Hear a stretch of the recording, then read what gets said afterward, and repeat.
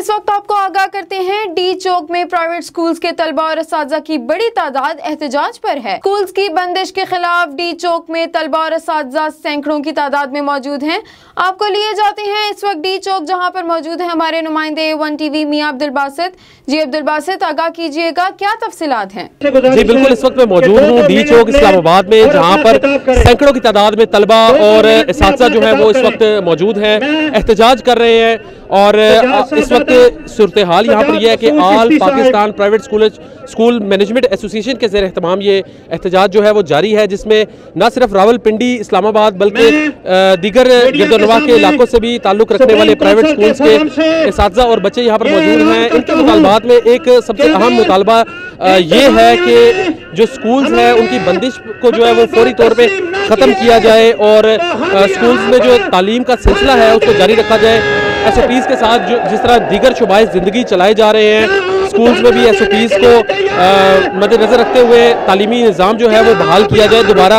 इलावा इनका जो दूसरा मुतालबा वो ये है कि तालीम का शोबा जो है इस वक्त सबसे ज़्यादा मुतासिर हुआ, क्योंकि गुज़िश्ता साल भी देखने में आया कि स्कूल्स की मुसलसल बंदिश के बायस सिर्फ तालीमी बहरान ही नहीं पैदा हुआ बल्कि बहुत सारे असातिज़ा जो थे वो बेरोज़गार हुए और इनसे इस शोबे से वाबस्ता जो लोग हैं उनको बेरोज़गारी का सामना रहा। लेकिन इस मरतबा इन सारी चीज़ों को मद्देनज़र खातिर रखते हुए जो आल प्राइवेट स्कूल एसोसिएशन की मैनेजमेंट है उनकी जानिब से इस एहतजाज की कॉल दी गई थी। इस वक्त ये एहतजाज प्रेस क्लब इस्लामाबाद से गामजन था, जो कि डी चौक में पहुंच चुका है और अपने मुतालबात इन्होंने हुकूमत के सामने रख दिए हुए हैं। मैं साथ ही साथ आपको ये भी बताता चलूं कि डी चौक में पुलिस की भारी नफरी मौजूद है, जिसने इस इलाका को सील कर रखा है ताकि जो डी चौक का ये सिग्नल है, ट्रैफिक सिग्नल, इसको अबूर करके आगे नहीं जाया जाए। साथ ही साथ मैं आपको ये भी बताऊं कि इस वक्त आप देख सकते हैं मेरे पीछे जो भीड़ है, स्टूडेंट्स ने बाकायदा मास्क पहने हुए हैं, कोरोना SOPs को मद्देनज़र खातिर रखते हुए सैनिटाइजर्स भी यूज़ किए जा रहे हैं। लेकिन तादाद ज़्यादा होने की वजह से इनके माबैन जो समाजी फासला था उसको बरकरार रखना थोड़ा मुश्किल हो गया।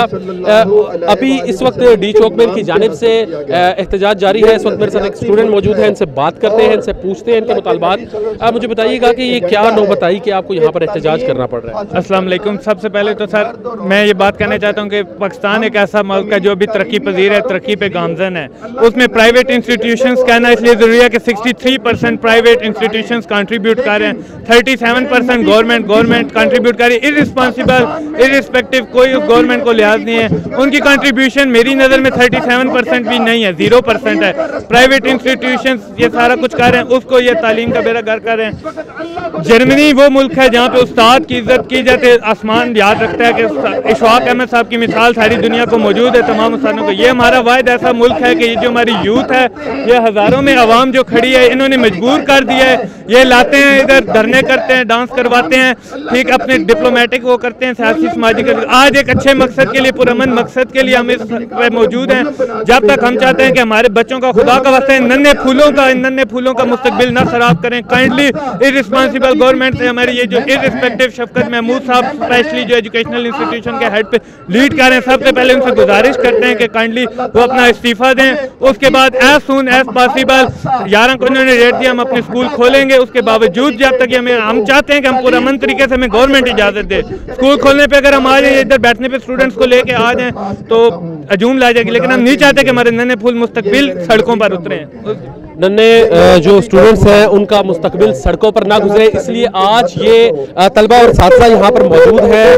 11 तारीख की जो है वो डेडलाइन है कि 11 अप्रैल से तालीमी निज़ाम को बहाल किया जाएगा। इस लॉकडाउन की जो लिमिटेशन थी वो 11 अप्रैल तक थी। 11 अप्रैल को जो इनकी डेडलाइन डेट है वो ख़त्म हो जाएगी। उसके बाद अगर स्कूल ना खोले गए तो दोबारा दूसरा जो सिलसिला कार है वो कार लाते हुए स्कूल्स को खोला जाएगा। दूसरी जानब मैं आपको ये भी बताता चलूं कि इस वक्त यहाँ तक बात पहुँच गई है कि प्राइवेट स्कूल्स एसोसिएशन की जानिब से भी हुकूमत के इस्तीफे की बात की जा रही है। मुतालबात में उनके ये भी मौजूद है। जी बहुत शुक्रिया मियां अब्दुल बासित आपका तफसीलात से आगाह करने का। ये थी A1 TV की ताज़ा तरीन। मजीद खबरों से बाखबर रहने के लिए देखते रहिए A1 TV।